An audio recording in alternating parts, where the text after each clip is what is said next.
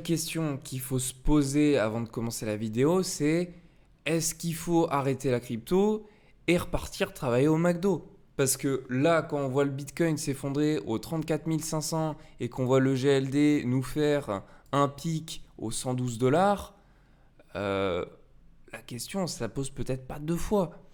Bon, moi je vais vous faire ma petite analyse journalière. Je vais vous dire ce que je pense du marché et je suis content d'utiliser mon droit à l'erreur aujourd'hui. Je suis content de l'utiliser un petit peu comme tous les jours depuis quelques semaines déjà. Euh, bon, aujourd'hui, on voit quoi? On voit une chute continuelle sur les cryptos.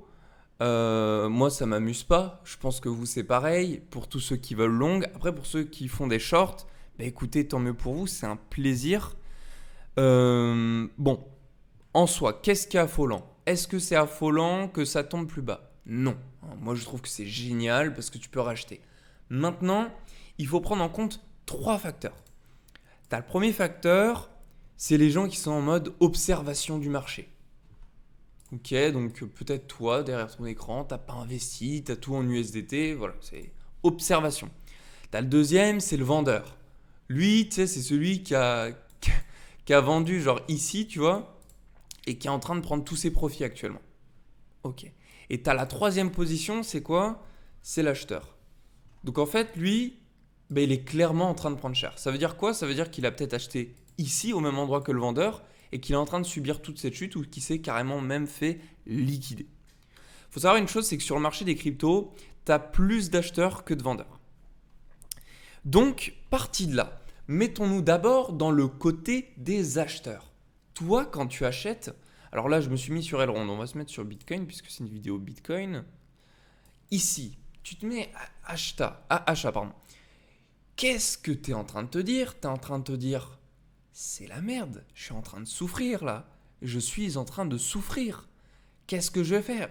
Est-ce que je vais me faire liquider? Ou est-ce que le Bitcoin va remonter et puis je vais terminer à break-even? Donc en gros, peut-être que tu es rentré là, peut-être que tu es rentré là, peut-être que tu es rentré là, et tu es en train de souffrir. Et là, je comprends ta dépression.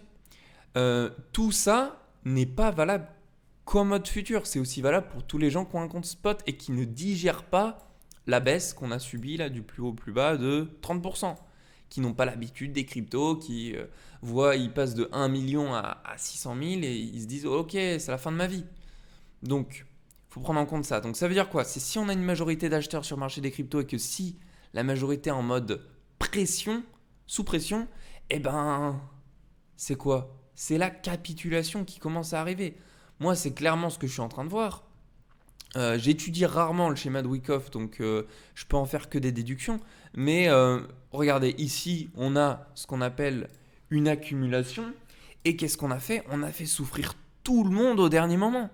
On a fait souffrir tout le monde avec des clôtures très basses. Et après, on est parti à la hausse. Et là, regardez, là, on a vécu des mèches.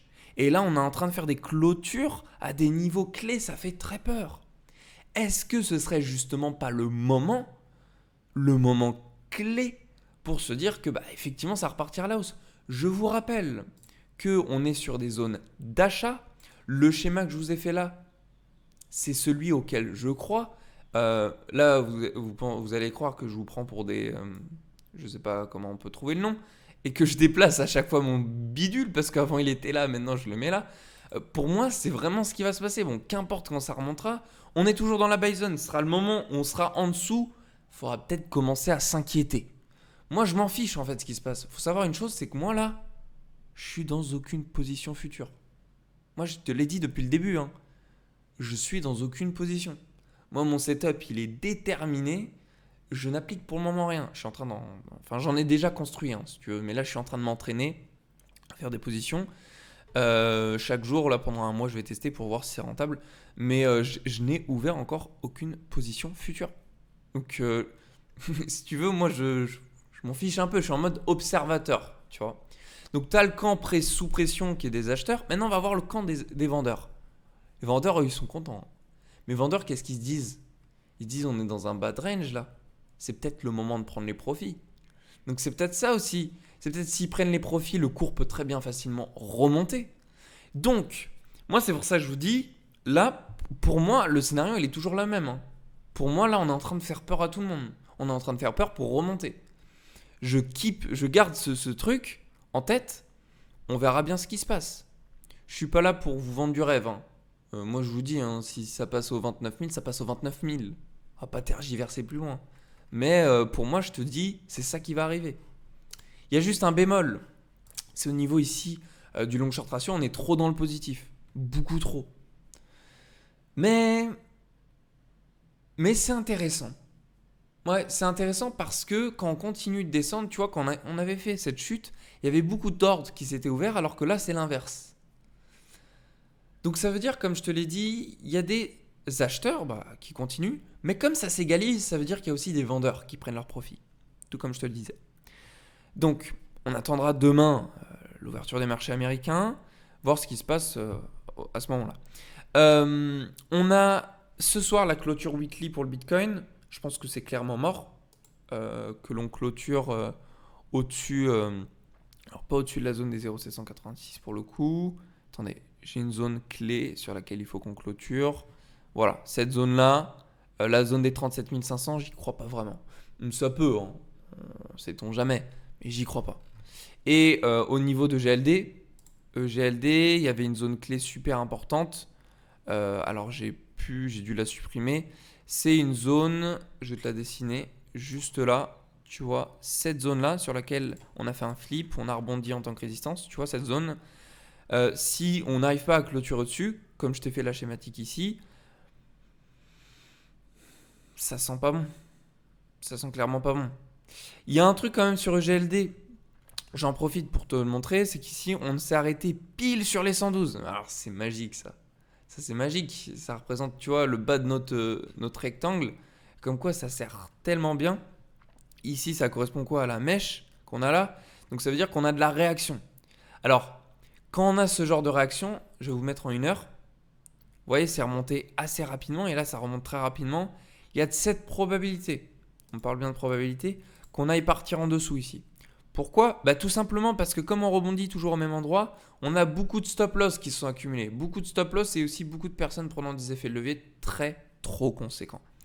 Donc ici, on pourrait très bien faire une petite mèche, visiter pourquoi pas les 108, 107 dollars pour tout simplement prendre les liquidités. Si je mets le volume profile, est-ce que ça peut nous aider à nous montrer peut-être une zone à aller chercher ? Ici, vous voyez, hop, attendez, on va se mettre plutôt en daily. Ici, on a une zone assez pertinente que je peux observer. Alors, ça bouge dans tous les sens, qu'est-ce que c'est horrible. Vous voyez, juste ici, là, les 109. Regardez, je vous montre. Juste ici, là. Juste là. Sur cette zone-là, les 107, 108, pour moi, ce sera un point d'arrêt très conséquent. Donc si on doit prendre les liquidités, 108, 109 dollars, grand max sur EGLD. Bitcoin, du coup, Bitcoin, même scénario qu'hier, hein, je ne vais pas vous réinventer ce que je vous ai dit hier. Divergence potentielle daily, tout simplement au niveau du MACD. Il y a un petit truc en plus que j'ai à vous montrer. Ça c'est top. C'est au niveau des liquidations. Au niveau des vendeurs, c'est énorme. En une journée, le nombre de vendeurs qui sont accumulés, c'est énorme. On a ici 4,1 milliards à prendre au niveau du Bitcoin, c'est-à-dire autour des 36 300 dollars. Donc on irait chercher jusqu'au, allez, dans un premier temps les 36 500, puis dans un second temps les 37 500. Et donc si tu fais de là du plus bas jusqu'à 36 500, ça te fait du 6%. Et la deuxième, qui fait 2 milliards 6, elle a cherché aux 38 500. Et si on prend l'entièreté, c'est 40 000. Donc tu vois, on a des grands pics de liquidation. À ce moment-là, ça nous renforce les probabilités de partir à la hausse. Néanmoins, n'oublie pas une chose. Regarde, je te montre. 2021, on était fin juillet. Je te mets 28 juillet. Regarde ce qui s'était passé. Tu vas comprendre un truc, si ça veut bien charger. 28 juillet 2021, on a eu un cas contraire euh, qui, euh, qui pourrait arriver aujourd'hui, mais de manière du coup négative. Alors ça ne veut pas charger. En gros, je t'explique ce qui s'était passé le 28 juillet. On est ici sur Bitcoin. Juillet, là on est le 20 juillet. En fait, si tu veux, le Bitcoin il est parti comme ça. Et en fait, il faut savoir une chose, c'est qu'ici, il y avait un pic de 13 milliards de liquidation. Et en fait, le pic n'a jamais été cherché. Mais jamais. Genre, on est parti comme ça. Et ce que je veux te dire, c'est que bah, ce pic, on l'a abandonné, on l'a laissé tranquille. Et là, le pic qu'on a, bah, ça doit être du coup quelque part par là. Mais ça ne veut pas dire qu'on va aller le chercher, hein. On peut l'abandonner tout comme on l'a abandonné ici, mais dans l'autre sens. Voilà, c'est pour te dire. Donc là, je suis en train de te dire tout et son contraire. En même temps, c'est exactement ce qu'il faut faire. Si je te disais que une chose, c'est pas possible. C'est comme la vidéo d'hier, je t'ai dit côté positif et négatif. Donc, maintenant, je te montre le côté négatif, le plus négatif, c'est le long short ratio. Trop d'acheteurs, c'est ça qui va emmener le prix vers le bas. Donc, au niveau du S&P 500, l'ouverture demain, on a quelque chose de plutôt favorable. C'est en 4 heures une divergence haussière qui est validée pour le coup. Ah oui, tu peux le voir ici, on est passé dans le vert au niveau du momentum. Et donc, à ce moment-là, bah, on pourrait se dire que, alors c'est même pas une divergence, ce serait ce qu'on appelle du coup une convergence si on prend les mèches. Si on prend uniquement les bougies, par contre, là ça fait une divergence. Ça dépend de l'analyse que tu souhaites en faire. Donc, par rapport à ça, on peut se dire qu'effectivement, il y a de fortes probabilités qu'on parte à la hausse, d'autant plus qu'ici, on a vécu 2 bougies de marteau. Si on se met en weekly, on a vécu en plus de ça une grande bougie de marteau. Certes clôturée dans le rouge, mais c'est une bougie qui nous annonce un retournement de tendance, retournement haussier. Donc pour moi, il y a plus de probabilité à qu'on parte à la hausse. En plus de ça, on est sur un bottom dans la buy zone au niveau du Bitcoin, comme je te le remontre juste ici. Donc il y a tout pour qu'on parte à la hausse sur le Bitcoin. Mais il y a tout pour qu'on parte à la hausse. Là, pour moi, c'est juste pour faire peur à tout le monde, que tout le monde parte du Bitcoin et pour qu'ensuite on reparte à la hausse. Maintenant, j'ai pas de boule de cristal, je te partage ma croyance en cette fin de vidéo, mais comme je te le dis depuis tout à l'heure, il y a des côtés négatifs qui nous emmènent vers le bas depuis hier, avant-hier, depuis plusieurs semaines déjà. Et puis, si le Bitcoin veut partir au 24 000, il partira s'il en a envie. Donc voilà, moi ma croyance, elle est ici en dessin, et je me fiche de savoir si le Bitcoin repart plus bas. Cela mériterait une analyse très court terme, et là on est plus sur une horizon de swing trading, donc on s'en fiche un petit peu. Je vais t'expliquer d'ailleurs pourquoi on s'en fiche un peu, parce qu'il faut que tu comprennes.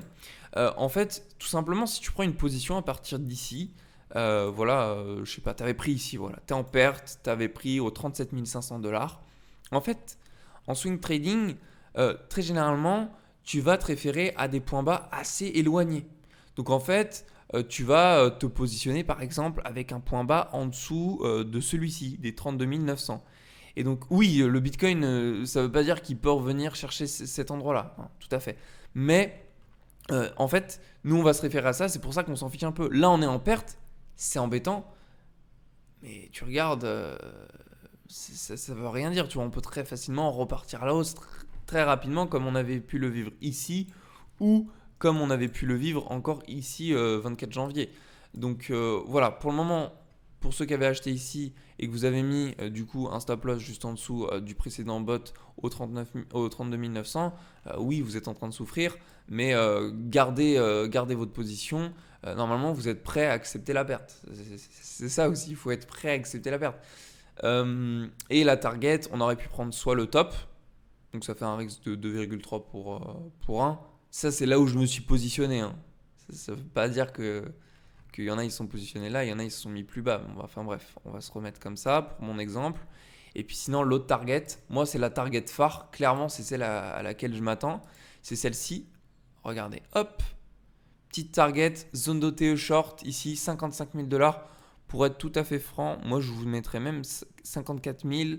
Pourquoi? Tout simplement parce qu'il y aura trop de vendeurs ici, mais tout le monde sur YouTube en parlait, parce que là on n'entend plus trop parler comme Bitcoin chute, mais ici, quand on était dans cette zone des 46 000, 47 000, tout le monde disait la zone des 55 000. Donc pour moi, vraiment, c'est la zone phare. En vrai, si vous prenez un take profit, prenez avant les 55 000 parce que sinon vous allez tout simplement pas avoir votre take profit à mon avis.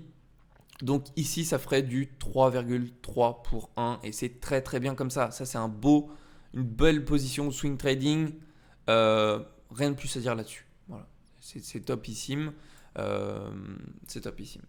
Donc voilà pour cette vidéo, j'espère qu'elle vous aura plu. Moi, ça me fait plaisir de vous avoir fait tout ça. Et puis voilà, si vous avez des questions, n'hésitez pas dans les commentaires. Encore une fois, n'hésitez pas à me dire aussi comment ça se passe pour vous de votre côté au niveau des positions. Moi, je vois des gens qui me disent Rémi, j'attends ma paye à la fin du mois. Qu'est-ce que tu as fait pour en être rendu là? Moi, je me pose des questions. Parce que, enfin, il faut investir des choses que tu n'as pas besoin de perdre, tout simplement. Donc voilà, en tout cas, j'espère que cette vidéo t'aura fait plaisir. Et je suis à ton soutien. Si tu as besoin d'argent, je peux comprendre. Écoute, je suis à ton soutien. Je suis là pour toi. On s'entraide tous ensemble. Et si tu as besoin d'aide ou autre, n'hésite pas à me poser des questions. Je suis là pour t'aider. Donc voilà, je vous souhaite à tous une très belle journée. Prenez soin de vous. On se retrouve dans une prochaine vidéo.